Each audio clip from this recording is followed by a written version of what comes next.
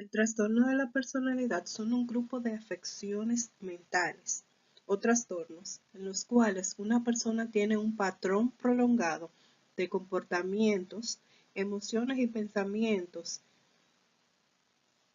que son diferentes a las expectativas de la cultura. Estos comportamientos interfieren con la capacidad de la persona para desempeñarse en las relaciones interpersonales, en el trabajo y en otros contextos de la vida.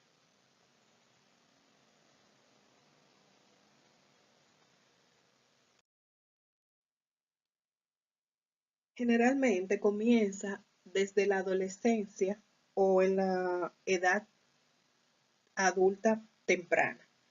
Existen muchos tipos de ellos. Algunos pierden la intensidad en el transcurso de la mediana edad. Se conocen varias causas de este patrón de comportamiento. Una de ellas puede ser genética, por los rasgos de personalidad transmitidos de los padres.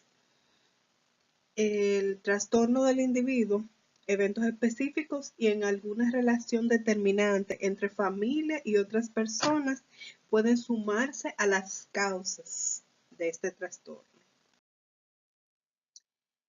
En la actualidad existe un gran número de trastornos de personalidad. Los más comunes está el trastorno autista, la esquizofrenia, el trastorno bipolar, los trastornos de pánico, los trastornos de ansiedad, las fobias, el déficit de atención e hiperactividad y los trastornos de alimentación que son muy frecuentes. Y entre estos también tenemos el trastorno límite de personalidad o de personalidad límite o borderline, que es el que vamos a tratar aquí. El trastorno límite de personalidad.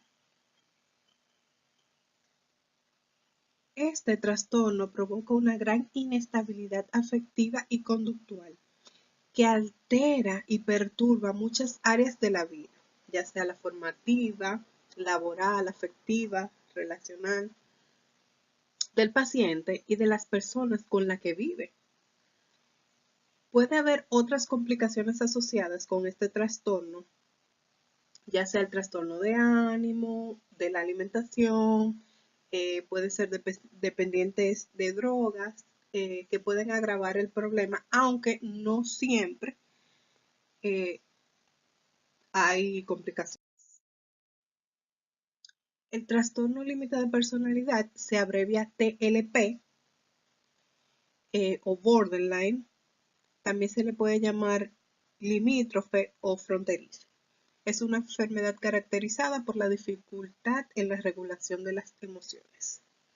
Esta dificultad provoca los cambios acusados en el estado de ánimo, ya sea impulsabilidad, inestabilidad, problema de autoimagen, que es uno de los signos característicos de las relaciones interpersonales inestables, y pueden darse intentos frenéticos para evitar situaciones de abandono, ya sean reales o imaginarios.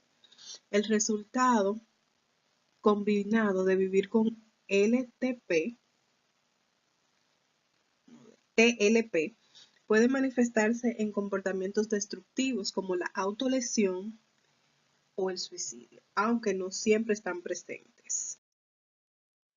Entre las causas no se conoce completamente, pero los científicos coinciden con el resultado, que es el resultado de combinaciones de factores.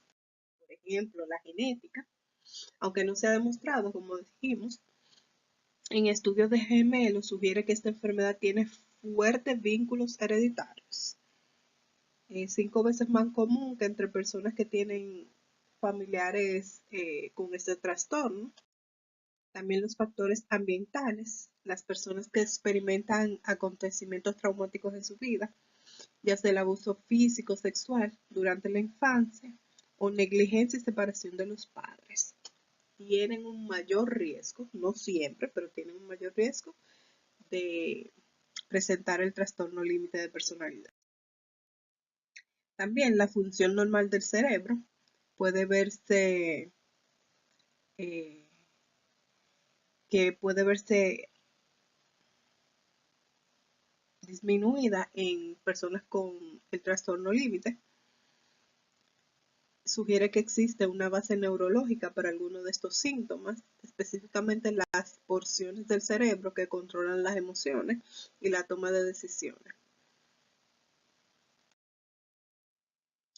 Entre el criterio diagnóstico, no existe una prueba médica para diagnosticarlo en sí, ni síntomas específicos. Sí existe una tabla y de esta tabla de diagnóstico deben cumplir al menos de 5 de los 9 síntomas para entonces considerarse que tiene el trastorno límite de personalidad. Aquí está la tabla. Para el diagnóstico, es un patrón general de inestabilidad en las relaciones interpersonales, la autoimagen y la afectividad, y una notable impulsividad que comienza al principio de la edad adulta y se dan en diversos contextos, como lo indican 5 o más de los siguientes ítems.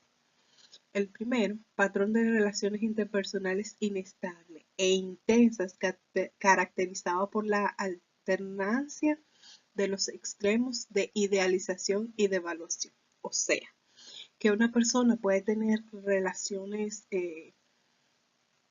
por ejemplo, con su pareja, que requiere toda la atención, que quiere que siempre esté pendiente de él, pero que no siempre va a ser así. Comienza a sentir que si esa persona, por ejemplo, no puede llegar a tiempo es porque simplemente no quiere estar con él y, como se dice, crea un mundo de fantasía en su cabeza. Los esfuerzos frenéticos para evitar un abandono real o imaginario, como ya mencioné. Sentimientos crónicos de vacío, regularmente nada le llena, todo siente que no, o sea, no siente emociones por las cosas del diario vivir, si suceden cosas buenas la ve normal, si suceden cosas malas la ve normal, no siente ningún apego. Inestabilidad afectiva debido a la notable reactividad de su estado de ánimo. En un minuto puede estar súper contento como al siguiente apático totalmente. Una ira inapropiada e intensa o dificultades para controlar la ira. Puede llegar a extremos de ira en un segundo por cosas simplemente tontas que los demás dicen, pero, o sea, no es normal. Existe la impulsividad en al menos 2 áreas, que es potencialmente dañina para sí misma. Comportamientos intensos o amenazas suicidas recurrentes o comportamiento de automutilación. Aunque no en todos los casos puede verse que se automutilen o que hablen de ideas suicidas o intenten el suicidio, suele verse. Comienzan a hablar que no quieren estar vivos, que simplemente no tienen interés, que para qué nacieron, que si no hubiesen nacido todo fuera mejor y así sucesivamente. También hay alteración de la imagen o autoimagen en sentido a sí mismo. Puede ser persistente e inestable. Suelen verse siempre que no son lindos, que la gente no los quiere, cosas así. Ideación paranoide transitoria relacionada con el estrés o síntomas disociativos graves. El 40 o 50% de los pacientes sufren periodos breves de síntomas psicóticos o disociación, incluyendo ideas paranoides y alucinaciones auditivas, que escuchan, que lo llaman, que alguien les habla, entre otras cosas. Otros síntomas cognitivos son la despersonalización, desrealización y las ilusiones. La evolución del TLP es variable. En general, los síntomas mejoran con la edad, aunque el deterioro en las funciones psicosociales persisten, dado a que simplemente ellos dejan de sociabilizar.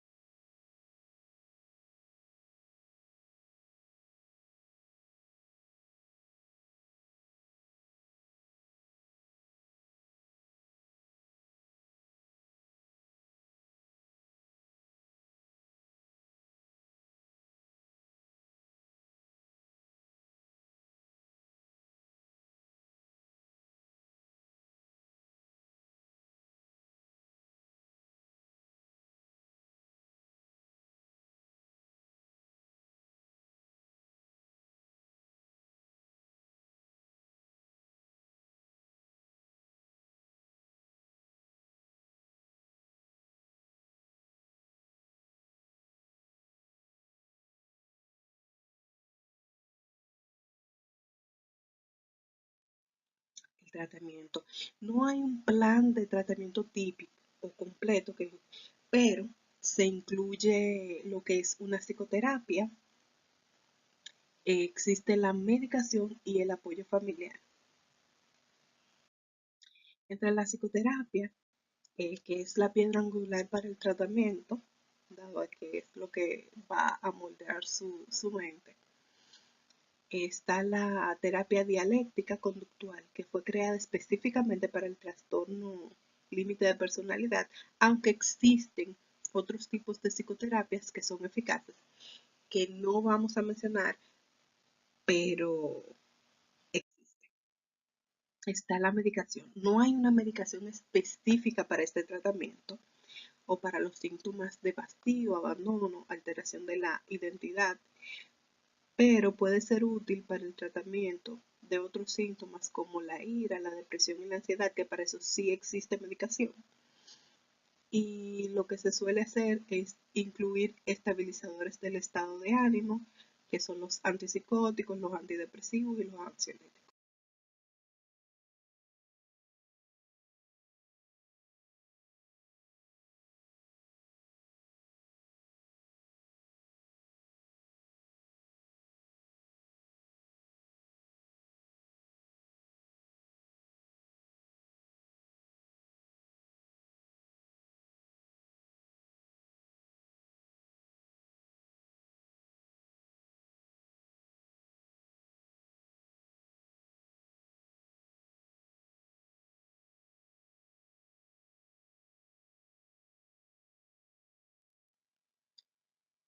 Existen mitos y realidades sobre el trastorno límite de personalidad. Las personas que viven con LTP son manipuladores. No, su conducta no es manipulativa intencionalmente. Muchas veces sus acciones son para evitar la confrontación, el abandono o la necesidad de validación. Hay que entenderlos. Entonces, ahora sí le vamos a poner